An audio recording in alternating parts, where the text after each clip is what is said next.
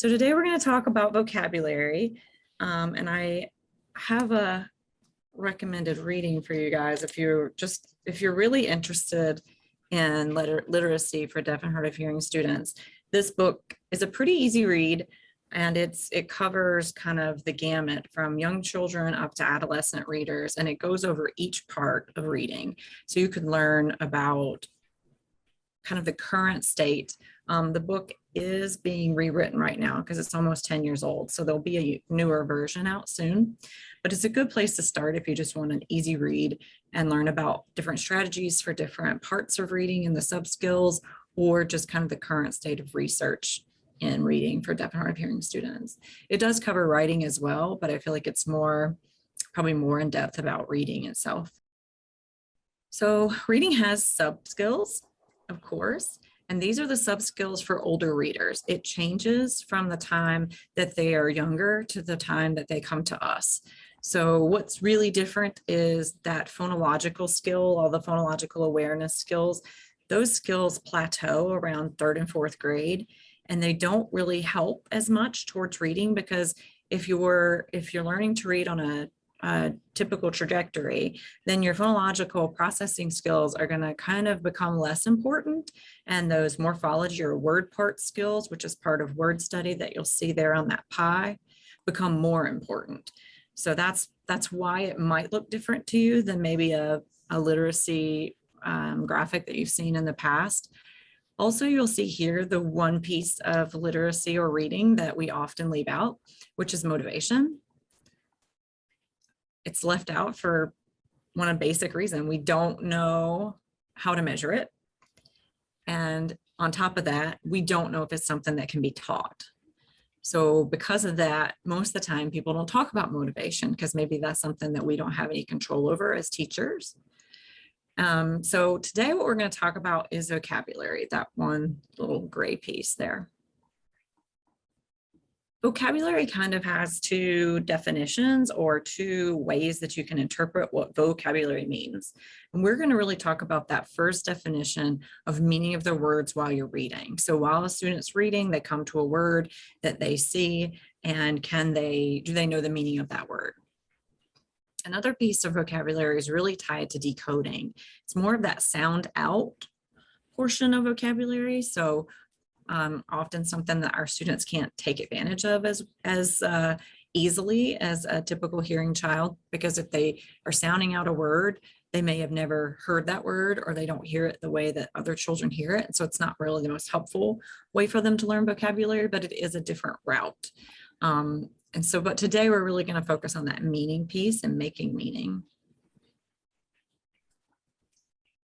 So just to give you a definition of vocabulary so that we're all on the same page, because vocabulary obviously can mean different things. Today we are talking about that storehouse of words and their meaning that students use to plan expressive language, understand receptive language, and to comprehend a text. I think most often, here we are often talking about text comprehension, but we also have to understand the vocabulary as part of language as well. So just to give some background information, what happens with typical hearing children? They tend to start on a trajectory for vocabulary learning, and they stay on that trajectory. So if they're going along, they keep going. They don't go along and plateau. They don't go along and drop off. They typically just keep growing and growing and growing and growing. Most second graders have about 6,000 root words. So when they come to second grade, they've got about 6,000 root words to work from. And that's a big part of, because second grade is where you start to look into those word parts, affixes, root words to make new words. So remember, we talked about the phonological skills, the benefit of those drop off or plateau around 3rd grade. And that's where you're seeing that switch from phonological skills and phonological decoding to more of a looking at the word parts and decoding that way. Because as you become more and more of a skilled reader, you read in bigger chunks, right? At first you read letter to letter, then you might read full word. And as you start to get to the discipline areas, you have those really long words that are made up of several affixes and a root. You might look at the affixes and the root. Then over time, you're looking at a phrase, you're looking at a sentence. So the chunks when you're reading get bigger and bigger. And what's important about that is it frees up your cognitive faculties in order to think about or to understand what you're reading, because not all of your energy is being spent on that letter to letter reading. A lot of our students are still doing that. So they might still be using that letter to letter reading, and that eats up a lot of their cognitive resources. Therefore, they don't have much left to actually put it all together in a phrase, put it all together in a sentence, or put it all together over a passage and understand what that whole passage was about, because they're using all of their cognitive resources on that letter to letter. So what we want to do is move them from that to reading larger chunks of text. And by the time you get to our level, it's almost like you're not really reading, unless we get to a word we don't know, we're almost reading. The decoding part of it is almost subconscious. We're really just, reading at a very multiple sentence level or whatever the case may be, until we get to the point where we realize we don't understand or we find a word we don't know. A kid in 10th grade is going to have about 10,000 words, and that's going to be 10,000 what we would consider internalized words, meaning they know what they mean and they can use them in a sentence. So it's part of their own vocabulary. Students pick up words all the time that never maybe become part. We do it too. Everybody does. But we pick up words that don't become part of our vocabulary. We might hear it or see it once or twice. And if we're not using it, if we're not putting it into our own language, that word just goes away over time. And what you hear often is vocabulary predicts reading outcomes. And that is true. That's true for hearing kids. That's true for deaf kids. Vocabulary, the amount of vocabulary that you have or know will predict your reading outcome. But what is a better predictor is what they call decontextualized vocabulary. So decontextualized vocabulary is when your child comes home and says, oh, well, at school today, I played on the playground with Marcus and he got mad at me because I accidentally kicked him. I didn't mean to. Gives you this whole story where you weren't there. And it's not happening right now. So that's called decontextualized. It's happened at another time. It happened in another place.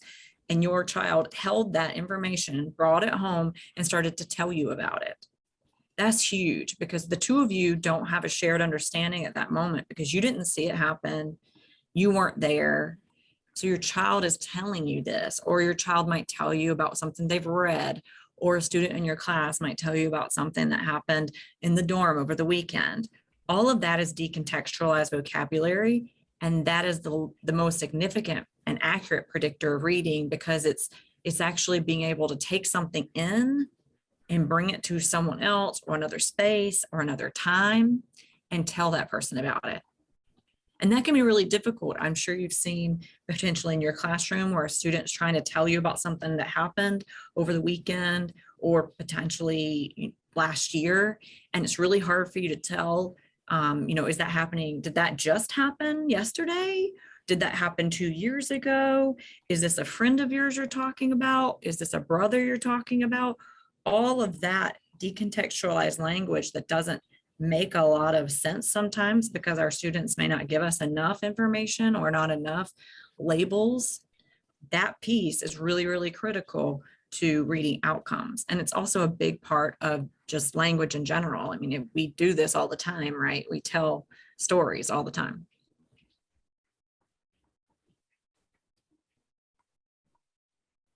So just like hearing kids, for deaf and hard of hearing kids, once they're on a vocabulary trajectory, they tend to stay on that trajectory. So whatever it is, they just keep going. They don't really plateau. They don't fall off. They just kind of keep going.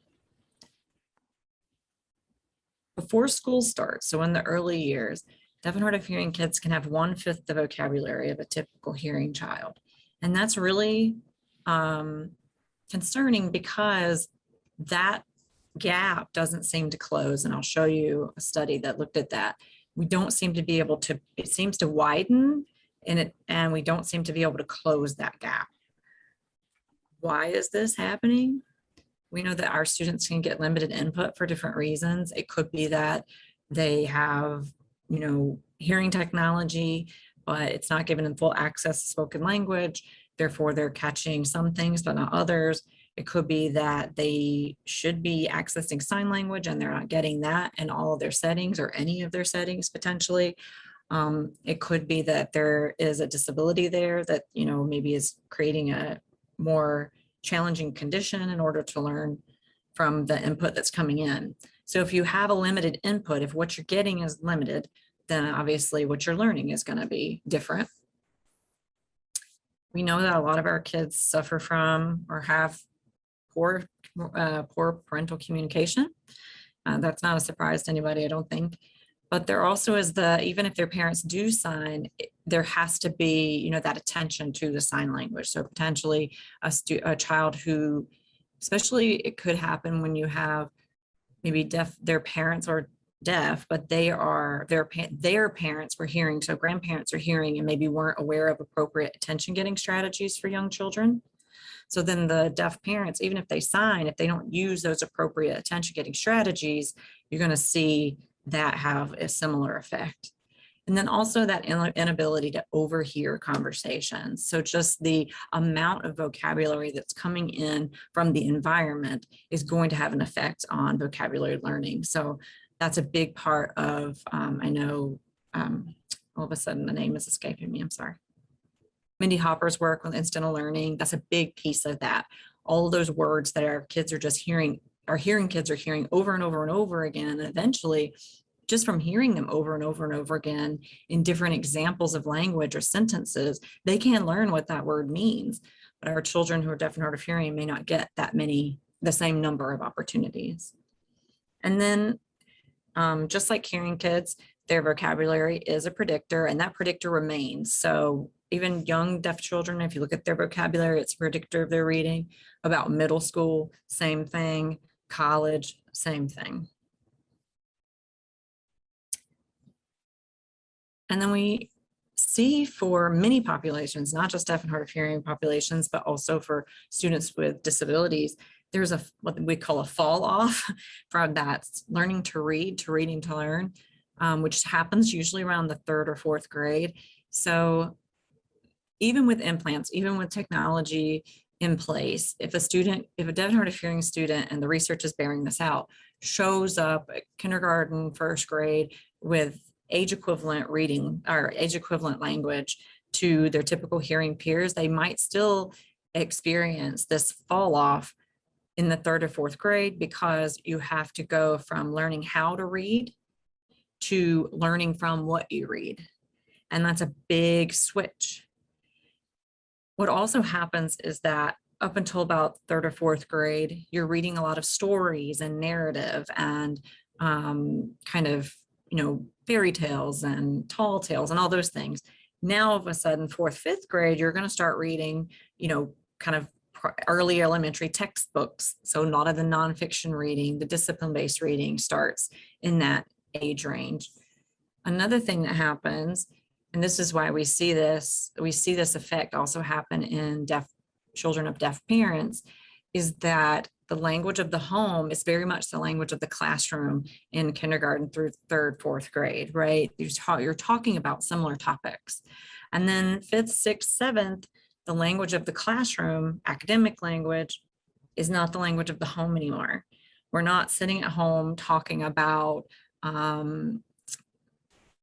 the science topics. I'm trying to think of one all of a sudden. You're not sitting at home talking about constellations or asteroids or comets the same way that's happening in the classroom. So the language, where the language of the home was supporting the language of the classroom, now the language of the home and the language of the classroom are different. So a lot of times, without actively making sure that we're supporting the academic language at home, it doesn't really happen the same. So this is that graph I was telling you about. This actually says university. I don't know why it's cut off. I apologize. So essentially, this is saying that if at 2 years, if one child has 300 words and one child has 150 words, see how that gap is growing as you go along. So this trajectory is staying on the same path. This trajectory is going on its path, but it's just getting wider and wider. And that's what happens for our students. if they don't hit, kindergarten with that appropriate number of words, then they're already at a disadvantage. And we do, I had a thought, but it left me. We do know that this is where early intervention and all of those kind of services come into play and how they can really be helpful. However, we still, at least in the state of New York, are losing 50% of our kids from newborn hearing screening to early intervention. So we find out they have a hearing loss, but they never make it to the educational piece of getting services to kind of prevent something like this, where they would show up with half the vocabulary of a child with typical hearing. So we're going to talk about two different types of words. Most of the things that we'll talk about as we go along will be to learn these lexical words, because that's a big piece of what we do in disciplines, is teaching the terminology for your fields. So lexical words are words that have specific meanings. They're most of the words that we use, right? They are the building blocks of sentences. So they give us kind of the meaning of the sentence, basically like the content of the sentence. And there's a limitless number of these words. And the reason why it's limitless is because in order, as you know, for languages to be a language, they have to be dynamic and ever changing. So limitless means that we're going to be adding words to the English language, to American Sign Language for the rest of eternity, right? As long as those languages are considered live languages. So every year we have different words added to American Sign Language and to English. A good example would be the word selfie didn't exist to most of us so many years ago. And now it has an English word. It has a sign. Instagram didn't exist. Now it has a word, it has a sign, and there's those types. That's how it is lexical, the lexical group of words is limitless. Then there's functional words. Functional words are the ones that they're so difficult because they don't really hold any meaning, such as of, for, the, a. We can give them meaning. We can talk about why you use one or the other, but do they really themselves hold a meaning, a definition? They don't. However, they hold our sentences together in a meaningful way.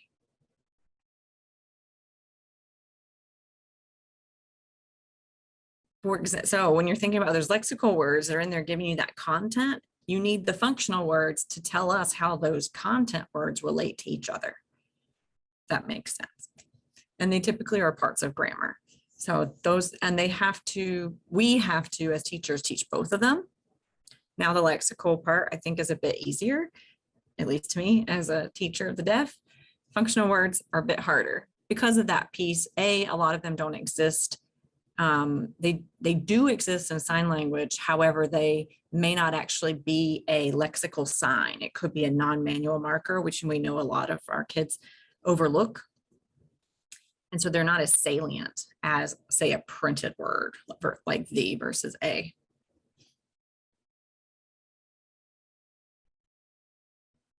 Other challenges with vocabulary, we have sight words. So they are typically functional words like we just talked about, and they don't follow decoding strategies. So you can't learn them from decoding them. You have to learn just by memorizing them, and you'd be surprised how many they are. So just within the pre-K and K curriculum, there's over 200 sight words for kids to learn, and that's words. Signs, it's 300 plus, because of the fact that a lot of them have multiple meanings. So that's our next challenge. We have words that have multiple meanings, they have multiple signs, and our children most often when they're reading, they'll just pick the first one that they learned. So they won't really look at the word and say, well, it doesn't really make sense in this sentence. They'll just pick that first meaning and go with it. Then we have figurative language. So we have figurative language in English, we have figurative language in American Sign Language, and this is a big part that shows up, as they age. They can get 3 to 4 years behind in figurative language because it is unique to each language that you're learning or each language that you know. And obviously you can't use the concrete meaning to understand what someone is mentioning by this. And they're also, related to culture. So if you weren't a part of that culture growing up, you also might see issues in figurative language. And then also we have issues with testing languages. So we do so much standardized testing these days, and we do, even testing at this level. There's a lot of abstract words in there. And there's oftentimes that for our kids, what we think is a reading comprehension measure ends up being a vocabulary measure, or what we think is English, looking at English sentence structure actually becomes a vocabulary issue because they don't have the words, they don't have the vocabulary to even tackle next the grammar, right? So a lot of our tests, like we've talked about, the struggle with math can be the math language piece of it. If our kids can just see the problem, they can work it out. But when you add the language piece, it becomes more challenging.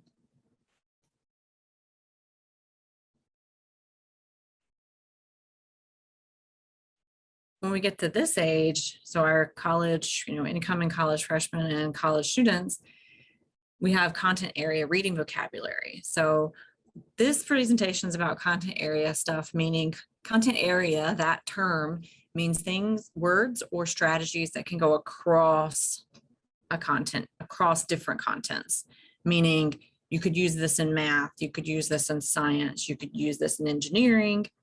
And then the next presentation is about strategies that are specifically for science and science-based disciplines.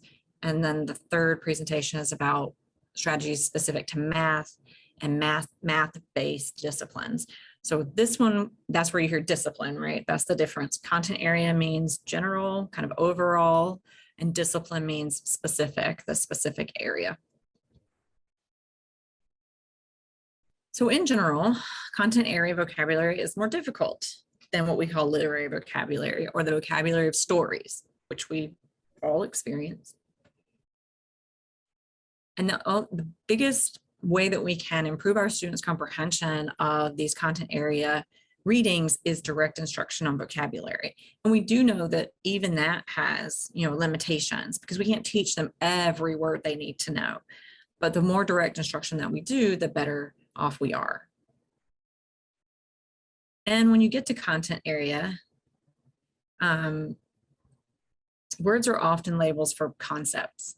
So one concept may not have a single word that really applies to it, because we're really talking about, the concepts within science, talking about what have I been working on lately? Been looking at, acceleration as a vector. Well, that's a whole concept. There's a lot of stuff within that are parts of that, right?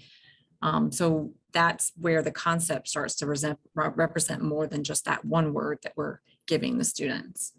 So when we're talking about more about content area vocabulary, this is where things really change. Words that, if you're reading a story, you can have a kind of foundational understanding of that word. You don't have to have an in-depth understanding of that word in order to be able to continue reading and understand most of what the story was about. But when you get to content area, that's not true anymore. You actually have to have this level 4, very intense understanding of the word in order to understand the passage that you're about to read. So it gets the level of understanding of each word, kind of the depth of understanding of those words gets a lot more intense as we go into the content areas. Another piece is that we are working, if you've ever attended any of my presentations before, you've seen this. We've stopped working so much in those tier 2 words, so the academic words that we see in every field, such as analyze, compare and contrast, identify. Those are academic vocabulary, tier 2 words. We start to really look at this domain 3, or the tier 3 domain specific words. These are words that are specific to your discipline, such as acceleration, and what that means specifically to physics, which might mean something different in another field. Friction, which means some, kinetic friction, all of those really specific words that mean something very specific to that field that you're reading about or talking about at the time. The issue with those words is that we don't see them a lot because we're only reading or only seeing them in that domain, and we don't use them a lot. So they're not part of our everyday. I don't go out and talk to my friends about friction And even when I'm using it with my friends, it's probably not meaning the friction as is part of physics. It might mean, oh, those two people seem to be having friction as in not getting along, right? So you can kind of see where this gets complicated. So our students aren't getting as many opportunities to see the word or use the word, but they have to know the word in depth to understand what they're reading or learning. The other issue is that all of a sudden these common words, common everyday words that they thought they understood, like table, and you can see the furniture item table, becomes table, like graph or display. So we have to explain to them that this was table, yes, you're right, but in this context, it means this other thing. And they have to be able to make that adjustment eventually without us, obviously. Now we're going to go into teaching strategies. I tried to, the best I could, if I have a strategy, I try to give you an example. But of course, if you look at any of these and think, I would like to know more about that, or I'm not quite sure how I would actually do it, please feel free to reach out and I'd be happy to work with you with your own vocabulary words in your class to try to work with one of these strategies. So one thing that we can do is help our students acquire meaning, and there's different ways we can do that. So we can use a knowledge model, which means we take that word that they need to know and we're putting it in multiple contexts and we're repeating it. So one of the big things about language acquisition is that you usually hear and see a word or see a word signed many times before you're going to use it. So if you had a word that, or several words that you knew were coming up that you wanted to teach, the more that you can introduce that word in just your lecture or your email or whatever, even if you're just exposing them to it, the better off you'll be. And another thing that you can do with that word is try to connect it to an experience. So if you had the word severe and we, connect it to, oh, remember that time that you fell off that electric scooter and had a big old cut on your face? That was kind of severe, or it was not severe, whatever you want to say. The more that we can use this kind of in a natural way, it lends to the natural way that we learn language. So really that it's very, very purposeful. And I know it takes a lot of thinking, but if you know you have a word coming up in 3 weeks that is going to be part of something, a lab that they're going to be doing or a reading that they're going to be doing, you can start introducing that word just in context, just in conversation, way before they actually are going to have to need to know it. Another thing we can do is give kind of definitions in context. So here again, we have the word severe, and the way that we help them kind of see what severe means is we give them, a kind of a scenario, right? So he had a severe head injury and he may not be able to speak again. So we're not giving them a definition. We're not saying he had a severe head injury, comma, blah, blah, blah, blah, blah, the exact definition of severe. No, we're relating it back to something where the student would know, oh, okay, that's severe. If someone hurts their head enough that they can't speak or they're not going to be able to walk again, I see the seriousness of that. So it's not really giving them a definition. Definitions sometimes are not terribly helpful, especially depending on the level that those definitions are written at. So things like this where we can connect it back to their life or something that they're familiar with can really help. We can do explicit instruction, and I encourage you to do explicit instruction of vocabulary, but I would encourage you to make sure that you're teaching all the components of the word. So yes, a student definition that's worded in their own words is important and it will help. A definition copied out of a book is not really going to help that much. A definition copied out of the dictionary is not really going to help that much. They really need to put it in their own words. But then also talking about multiple meanings of the words, what words mean the same and different. So synonyms, antonyms, examples and non-examples, and what we call connections to real world. So that's what we were just discussing, trying to find a way to connect that word to something they already know or have experienced. This is just an example of like a word study that would be about one word. And I do understand that this is a lot as you think about, oh, I have to do all of this for every vocabulary word. It would be nice if you did. I know it's sometimes it feels a little impossible, but this is kind of the depth and breadth that the depth, take out breadth, I'm sorry, the depth of a word the meaning of a word that they need to know in order to use it in your classroom. So it is quite important. And the link's down there if you wanted to pull this sheet down and look at it.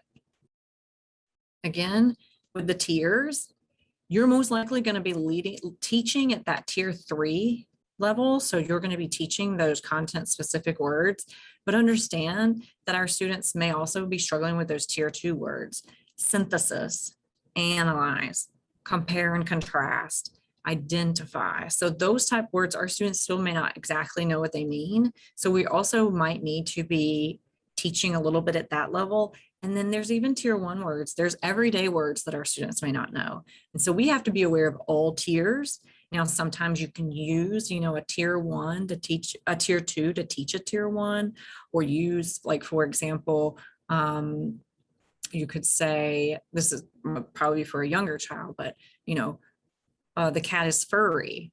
The cat has a lot of hair. The cat is furry. So maybe they didn't know the word furry, but they do know hair. Hair is more of a common everyday word. So we can attach those two things and hopefully take advantage of both of them as we're trying to teach them furry. We also need to teach at different processing levels.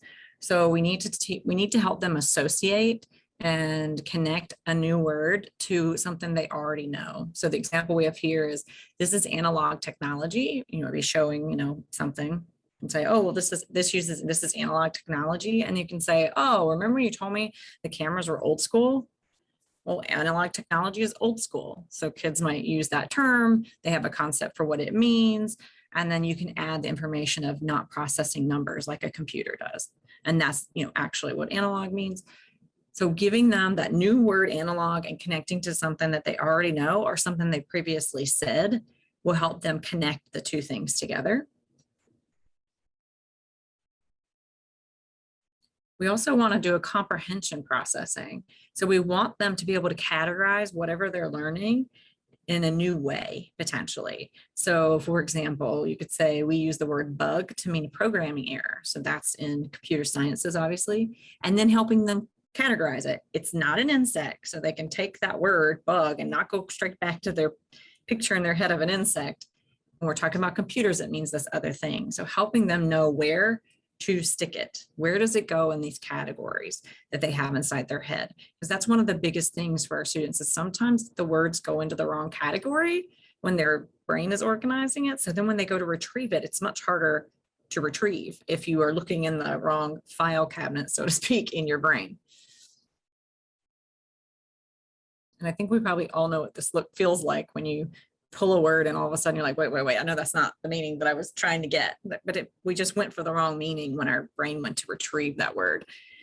Now for us, we can a lot of times notice, oh, wait, that's not the word that person meant. They meant this other meaning for that word. We pick up on it. Sometimes our students don't. Sometimes they just go with whatever they pull, and then they have this miscomprehension or misunderstanding throughout your whole lesson, sometimes throughout your whole class. And they don't know how to say, wait a minute, I'm pulling the wrong meaning for this word. Obviously, you mean something else.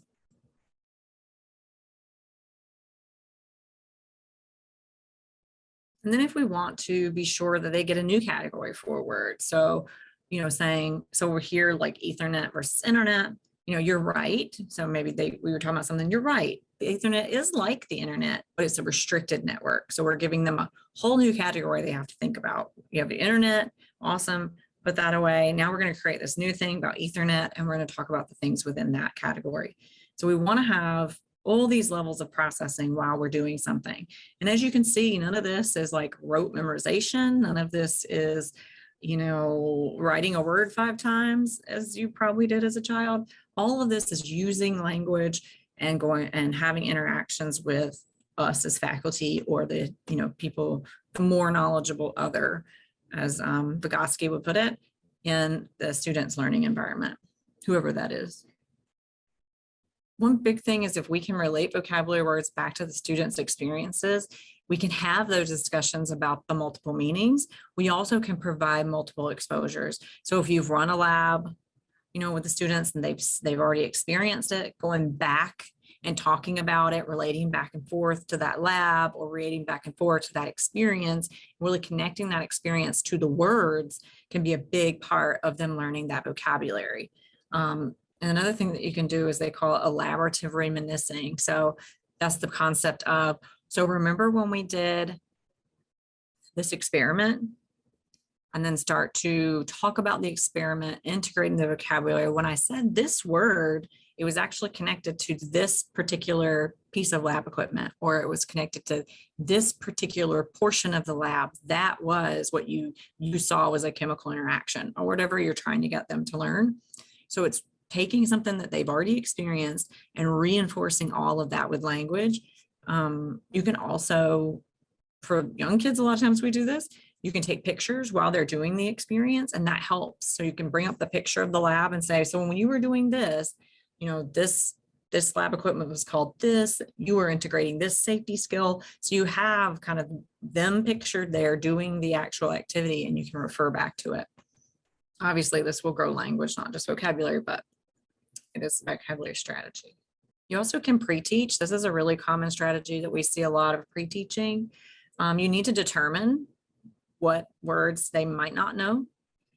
You need to find a quick way to assess that so that you're not teaching them words that they already know. So you know, for example, if I give out everybody in the class 10 words, there might be a kid that already knows 8 of them. Well, I'm not benefiting him that much. But if I find 40 words, then I'm probably going to be able to find at least 10 words for everybody that everybody doesn't know. And then I'm benefiting them a little more in a greater way.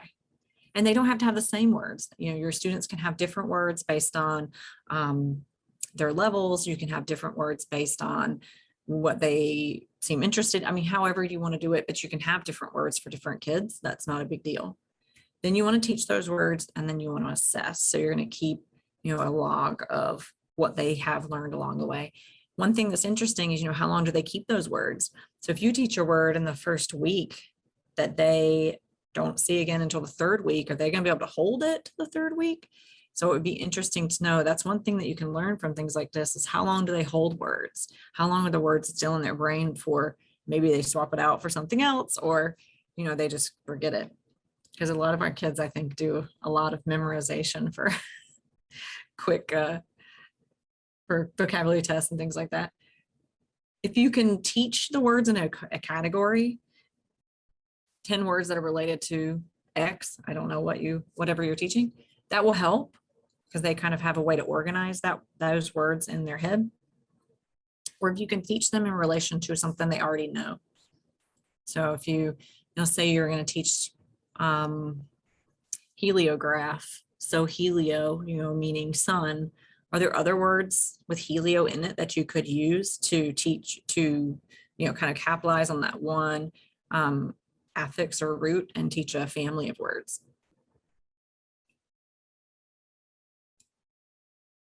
So if you're teaching figurative language, please do not teach the cute, you know, the I'm all tied up right now. Don't teach the I'm all tied up part. Just ignore that part, because our kids can get stuck on that. We want to teach what it actually means. We want to teach what it semantically means, because of this concept of fossilized vocabulary. So our kids, typically, whatever that first meaning is that goes in, that's the one that they will rely on over and over and over again. Remember, we talked about them when they had a multiple meaning word, they rely on that first meaning that they learned. That's this concept of fossilized vocabulary. So we don't want to teach them the cutesy part meaning. We want to teach them the actual meaning. As always, visual materials are helpful when learning vocabulary. So pictures, if you're going to use pictures, try to use multiple pictures of the same concept so that they don't get stuck on that is what that particular, you know, I mean, for instance, if you were doing evergreens, I don't know if anybody teaches that, but evergreens, you wouldn't want to just pick one evergreen tree and say, well, this is an evergreen. You would want to pick multiple pictures of different evergreens so they could understand that evergreen is more of a category, and it could be all of these things. It could be all of these different types, and it has these characteristics, right? There's a curriculum out there called Visualizing and Verbalizing, and I'm not saying you go buy this curriculum, but it has these 12 elements, and it'll if you're teaching something, it has 12 questions that you ask about, okay, so if I'm visualizing this particular character, what do they look like? What do they smell like? What color do I see most of? So it helps to, if you're asking the students to visualize something, if you think visualization would help them understand what you're teaching them, it gives you 12 questions that you can add to that visualization to have the students kind of fill in those blanks. So if I ask my students, okay, visualize a middle school deaf ed classroom, what do you think it looks like? What do you think what do you think the kind of energy in their room would be? What do you think? So it's all of these things that help them fill in that visualization, and I can actually get you the 12 elements. I should have put them in here, and I can give them to Hope. So it helps with not just having kind of a flat, maybe black and white visualization of what you're talking about, but fills it in. And then also you're constantly modeling vocabulary. You can use word journals in your classroom. Word journals are kind of like a word wall that you might see in younger grades. However, a word journal is awesome, but it can just be a place that words show up, right? You actually have to use it. So you'd have to have activities with the word journal. You'd have to prompt the students, hey, you want to pull out your word journal? They're probably going to find the answer in there. You're going to use it a lot. You're going to have to show them how to use it. There's a good chance that you could start using a word journal and the kids just don't even know what to do with it. So that's going to be part of your teaching is, okay, so, when some people do, what are they called? The note taking for the classes that have the sentence in the blank. And so the students like pay attention to the lecture and then they might fill in the blanks. And it's kind of a way to they're not taking notes as much, but it keeps them engaged with the lecture because they have to fill in those blanks. Close activities, yes. You would have to show them how to get from those notes that you give out that they are filling in to how would they use their word journal if they missed one of the words? Or how would they use their word journal if they're reading along and they find a word they don't know, but it's in their word journal? So you'd have to show them how to use these things. I'll show you an example of a word journal page. It's just an example. So this is for the word stationary. You can see that they have a word sentence, how the student, what the student thinks the word means. You can use the dictionary if you'd like to. Then they need to put a new sentence. There has to be generation. There has to be something that the student generates on this page. If they find the definition, which is okay, it's not the best, but it's okay. The next step would be, can they put it in their own words? If they can't put it in their own words, then it's not going to do much good. And then, they can have a picture. This has a word wheel or concept wheel. We'll talk a little bit more of those later, but if you have the word stationary, it's coming up with other words that are connected to that word. So letter writing, envelope, stamps. Kind of gives them almost synonyms or things that are in the same concept or family. This is just an example. There's tons of other word journals out there. This is just an idea. You can also use word parts to teach vocabulary. So morphemes, of course, the smallest part of language that still holds a meaning. You yourself can look up the word and it'll give you, oftentimes in the dictionary, it'll give you the breakdown. It'll also give you what the morphemes mean. So you can use that to help you teach. So you can teach them how to break down the words. How do you look to see what morphemes might be in that word? Then you can talk about the meanings of those morphemes and then how do they put them back together? And then now that I've put it back together and I have a definition, it's not gonna be perfect. How do I put that back into a sentence and make sure that I'm talking about the right word or the right meaning? Oops, I skipped, sorry. This is one way you can teach it. This is it's called word detectives. I don't ever tell students it's word detectives. I just tell them we're learning, word parts, and that's worked fine for college level all the way down to like 4th or 5th grade. You break up the word for them, showing them how it's broken up. You define it. You find the parts. They put it back together. You talk about other words that might have the same morphemes so that you can talk about, oh, yes, that has the same morpheme, but that's not exactly the same meaning. Gives you time to kind of talk through it so they understand that this is not a foolproof way to do things, but it is one tool. And then there's rules that you can learn and teach to the students about how words are broken apart and put together in the English language. You also can do something like this, which is a graphic organizer. So you have transported and trans, then imported, and then it has the words on the side that are related to it. The words with the plus signs are related. The words with the question mark are not related. So even though it has the ED in it, it doesn't mean past tense, obviously. You also can teach kids how to use context clues, but we really have to teach this part. So I'm going to give you 5 context clues that you can teach pretty simply. You can teach them to look directly after the word. So sometimes right after the word or the phrase, the meaning is there. So you have here, the example is haberdashery, which is a store that sells men's clothing. So there's your meaning, is becoming more common today. So it's already in the sentence. And the name of that context clue is definition or explanation. So each of the context clues have their own label. And you would have to teach, make sure they know how to do these things. We can assume, we tell them all the time, use the word, use your context clues, but do they even know how to? Do they know what that means? Or they might tell you they're using context clues, but they may only know one strategy. So a restatement or a synonym could be in the sentence. So here we have, Lou was sent to the haberdashery to find a new suit. He needed to wear one for his uncle's wedding. So it's the part where it says to find a new suit should help the student understand that haberdashery is where men's clothes are sold, or at least where clothes are sold, or at least where suits are sold, right? So it gives them a little bit of an idea.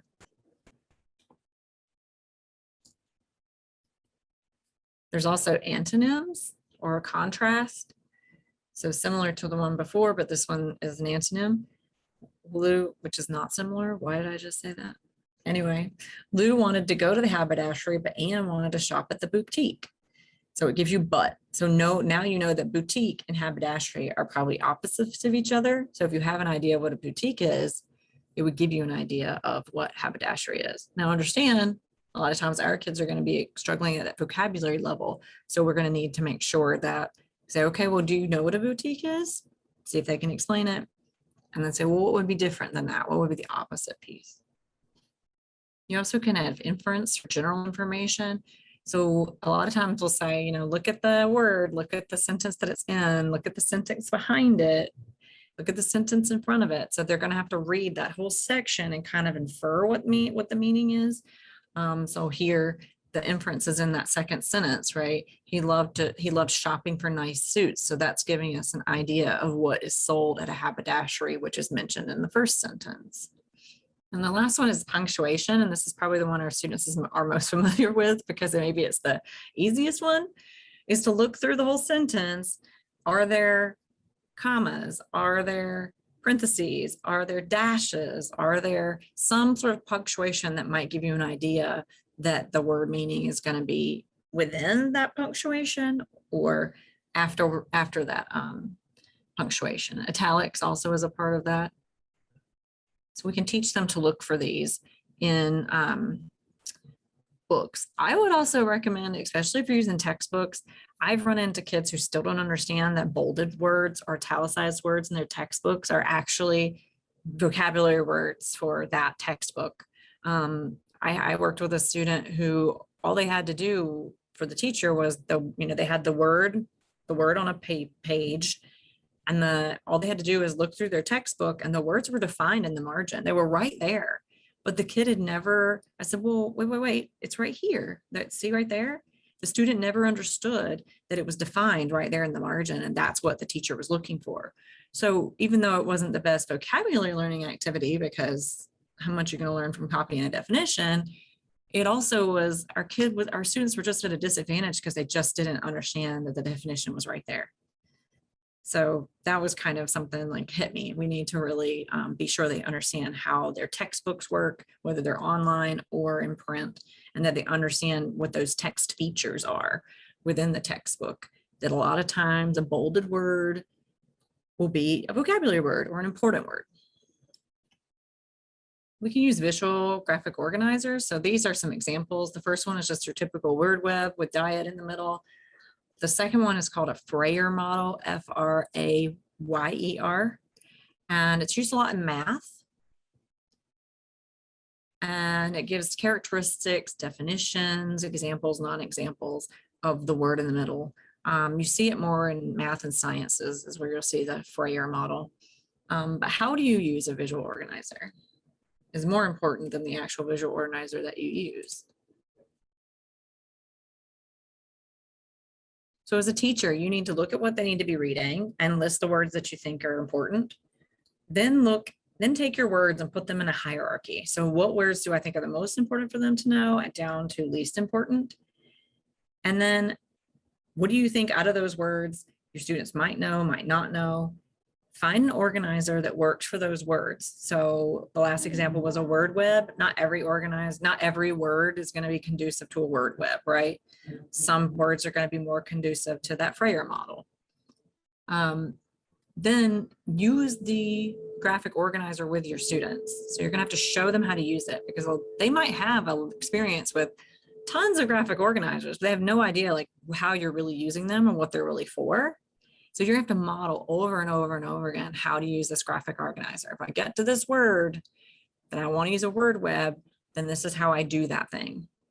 And then once you complete that graphic organizer, put it somewhere and go back to it, refer to it. Why is it important? Why was it helpful? Why are we even doing this? A lot of times kids fill out a graphic organizer, that's it. It's never reviewed. It's never come back to.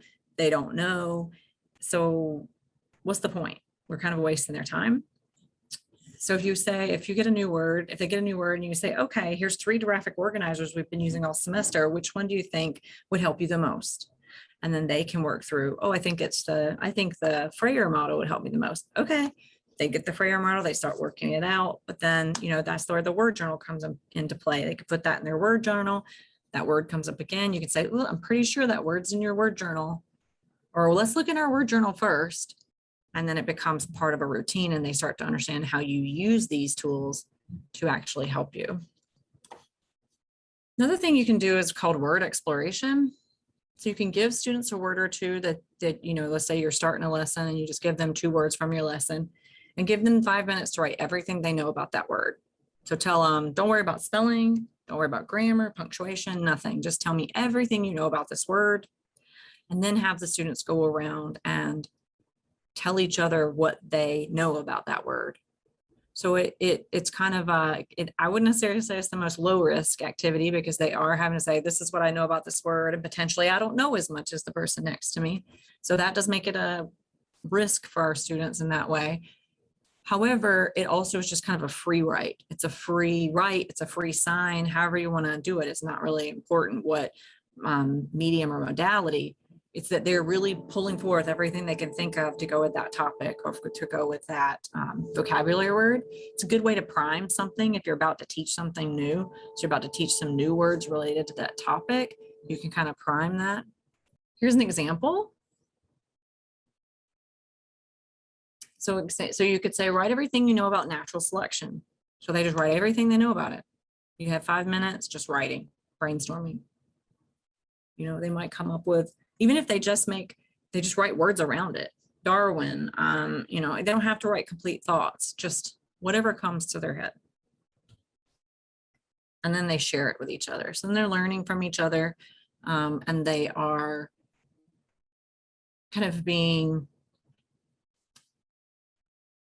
praised for what they do know, rather than whether or not what they know is something they can write out perfectly. Here's another idea. It's called list, group, label. So you give them a concept and they list as many words as they know related to that concept. So just words, doesn't have to be phrases. I mean, it can be 2 words if they have to, but typically just words. Then they take all the words that they've come up with And in groups, they try to put the words that they came up with related to the first topic into groups themselves, or categorize their words. Then they take those categories and they label them. And then you as the teacher say, how did you decide what the label of your group would be? So you have this category here. Why did you label it this particular thing? Why did you decide to put these words together and not put these words with it? This can really help you, especially if you're getting ready to teach a new set of words or a new concept with vocabulary. This can really help you to see what they already know about the words and how they're categorizing them in their head.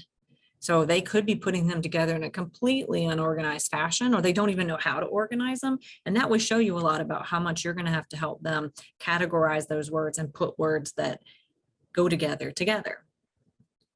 And then you can have them write a sentence or a paragraph using the words if you want to.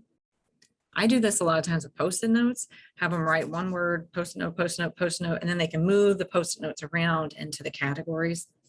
Just something a little more fun than always writing on paper or whatever. So this is an example. So just give them, you know, let's say the topic was just write every word, all the words you know about plants. And they went through and wrote all these words. So then they have words that are connected to seeds, words that are connected to things that grow, things that drink and breathe these things, or plant needs. So they come up with all these words just in a big old list, and then they're putting them in these categories, then they label them, and then they tell you why. And the big piece of this is telling you why. That's where you can see sometimes some breakdowns of understanding that you might not have been aware of otherwise. Another thing that you can do, and this can be before you teach words or after you teach them, either way, is these open or word sorts, but there's two different types, open sorts and closed sorts. So an open sort would mean that you give the students the words and they have to group them based on some characteristic that they come up with.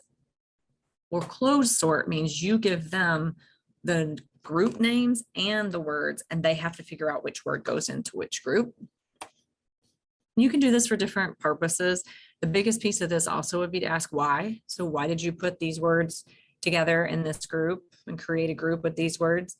Or why did you choose to put these words in this particular category? So they can tell you, and when they're telling you why they made those choices, that's where you can see either they don't understand the meaning of the words, they kind of do, but maybe it's not quite right, or they're really off base, or they understand it perfectly and they can explain it to you. Just remember those category connections are really huge when it comes to trying to retrieve a word. One of the things that we have to think about is our kids, when they go into a science classroom, they kind of have to put on their scientist brain, right? And all of the organization, their brain kind of needs to kind of go towards that science path so that they can pull forth the right words as you're signing them or as they're reading them. This is just an example. This would be a closed sort because but it doesn't really tell you how you're sorting them, but it has recopied preview in this. So you might say, put the words together that are similar. You would hope that the student would understand that the inshore, ingrown, those are going to go with the IN affix. So this would be a closed sort. You also could just give them these words without those top three and see if they figure out how to sort them, especially if you've been talking about these three prefixes.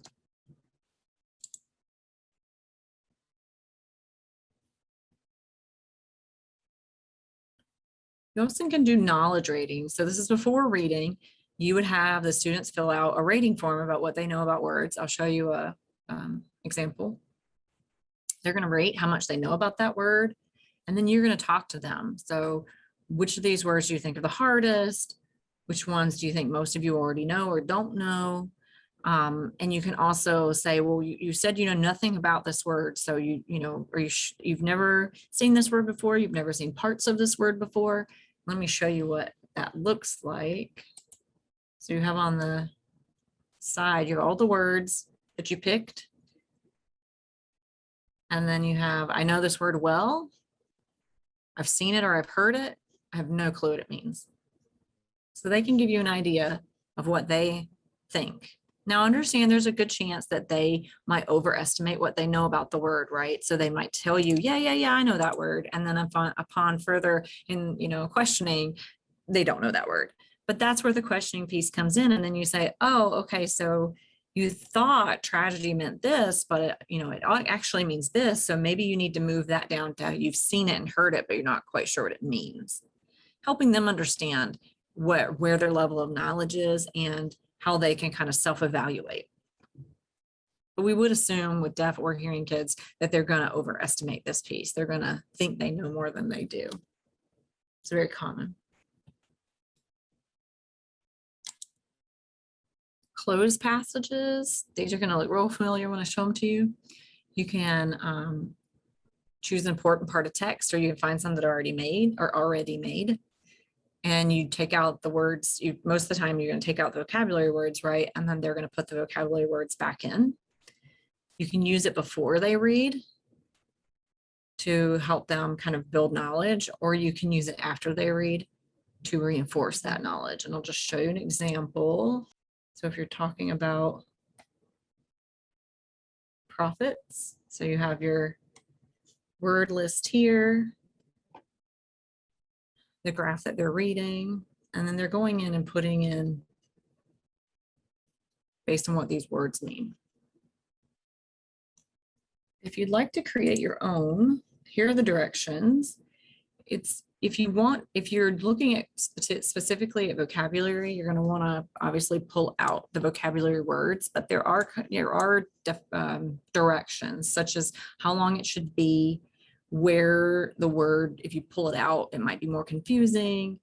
And then also, how many lines the closed thing should be if you want to create your own. And you can read that for yourself later. You also can do categorization activities. We actually saw one of these earlier with the word journal page. So giving them 4 to 6 words per grouping and asking them to circle the words. Actually, I think I skipped over. This is not the one that's like what we saw earlier. This is a different thing. Giving them 4 to 6 words and then asking them to circle the word that shouldn't be there, or asking them to cross out the word that doesn't belong and have them tell you why. So just to give you an example of that. This activity is called bump or bump it. Essentially, you look at the first set of words in the first blue box and the second set of words, and what word from this blue box should go into the second one. So it doesn't fit with this first category, it should go into the second one. So in this particular situation, the first box is talking about different types of hearing aids: bone anchored, behind the ear, in the canal. So conductive is actually a type of loss. So we would move that over to the next category. And then you do the same thing. Now we have this group of words. What word in this group of words should go to the next category? And this is really, when we talked about, not just doing worksheets and dictionary work, this is really thought-provoking, critical thinking about the vocabulary words to figure out which one should go to the next group. So you have to not only think about the group it's in, you have to think about the group it's headed to. So this is what we're talking about when we talk about learning the depth of a word, or something that can become part of their internal lexicon or vocabulary, because they have to know the word in depth to be able to do that. This is just one activity. There's tons of activities like this. This is just an example. I think our last example is going to be these concept circles. So the first one is, it has the 4 concepts and they're trying to tell you what those 4 concepts are related to. The second one, they need to get rid of the thing that does not belong. So rivers, oceans, lakes, clearly they need to get rid of mountains. And the third one is they need to add the example. So alliance, treaty, pack, and then they need to give you another word. So these will help. We talked about that organization, learning things in groups. That's how all of this can be, you can reinforce those ideas. What should we really not be doing? We definitely should not be doing dictionary work. This is your traditional, here's the word, copy the dictionary definition. here's the word, copy the dictionary definition. It's not terribly helpful because oftentimes they don't understand that dictionary definition, or just like any other kid, they're just going to copy it because that's what you told them to do. Now, having to put it in their own words is something that might enrich that activity, but it's not really helpful overall. Worksheets or workbooks without any explicit instructions, not very helpful. So if they're just working, if it's just kind of an out of class activity that's disconnected from what they're learning in class, it's not going to be that helpful. If you are integrating it into class, you know, matching a vocabulary list with a passage, the passage you're teaching in depth in class, the words are part of that, then that can be helpful. But if it's kind of a standalone thing, it's not really going to have the effect that you're hoping for. I mean, maybe they'll learn a word or two here or there, but if you think about the amount of time they might be putting into the workbook as to much they're learning or how much they're learning, it may not be equivalent or even close to the same. Word searches and crossword puzzles are really not that beneficial in learning new words. They can be fun, they can be entertaining, but those types of activities are really based in when you already have a full command of a language, right? You already have a full command of English, you already have a full command of Spanish or whatever it is. Those are word puzzles. So you already have to have a pretty robust language base to do a word puzzle. It's just like any other concept where we talk about, you know, you have to have a pretty robust basis in ASL to be able to do word play or sign play in ASL, right? You have to really understand how the language works. Same for English. You have to really understand how the language works in order to do word play in that language. And that is part of normal, you know, development. But word searches and crossword puzzles are kind of like word play in that same concept. So they're not terribly beneficial. This is called the Smart Sign Dictionary. This is not going to have every word that you have in your classes, but it's just it's a resource. I think it has, last I heard, it has around 5,000 words. This is an easy one, but so you put in the word, it gives you a picture. So if it was a word that has multiple meanings, like let's try make. Okay, here we go. So if you put in the word make, and it has a couple different meanings, you click the meaning that you're looking for. So you'd have to teach the students, okay, well, you want to click the meaning that you're looking for. So, oh, I was thinking about this make, the make of a car. Click on that one, then it gives me the sign. It's not perfect. I'm not going to have every word in the universe. And also it's created in the Southeast. So some of the signs might be different than ours. So just know that piece. But it is a tool, and the link will be in the presentation when it's sent out, and definitely something that you can explore. It might have some of the words that you need in it, or you can, what we've done is just given it to students and say, hey, you know, if you're reading, you can't find a word, type in here, see if it's there. Maybe it'll be there. And I think that is about it. It's my email if anybody needs it. You might already have it, or I'm in the system. So I will take questions if there are any. So I have a question. It says, can you review briefly the chart of knowledge depth necessary to understand a text? The chart. In order to understand a text in your content area, so when you're reading not a story, so in their textbook and a reading that you provide a student, they're going to need to know, they're going to have to be all the way over at this level. I can make it go. They're going to have to be able to, they know the word and they can explain it. So you would have to, let's say you gave this is also a knowledge rating that we looked at in that last couple of slides. Let's say you gave this to a student and they said, yep, I know this word and I can explain it. Say, okay, explain it. And then maybe they can't, or maybe they can, but they have to know it to that level. They have to be able to almost be able to, for all goods and purposes, teach what that word means in order to really understand whatever content they're trying to read in the class.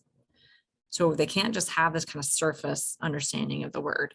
If it was a story, sometimes in novels, something that might be more nonfiction, a surface understanding might be okay because they can kind of get the overall gist of what's going on. but it's not going to be okay when you're talking about content area reading, because a gist is not going to give you the understanding that you need to use that text to learn from. Hopefully that understands the question or answers the question. I personally would probably use this one over the other one that we looked at, because you always want to give them where they can't go middle of the road, right? So if you give them 4, they have to either decide whether they've just seen it or heard it, or whether they think they know it, and that kind of differentiates. So they have to decide, and they can't just always go for that middle of, I've seen it, I've heard it, I don't know. So it gives a little bit more discrimination.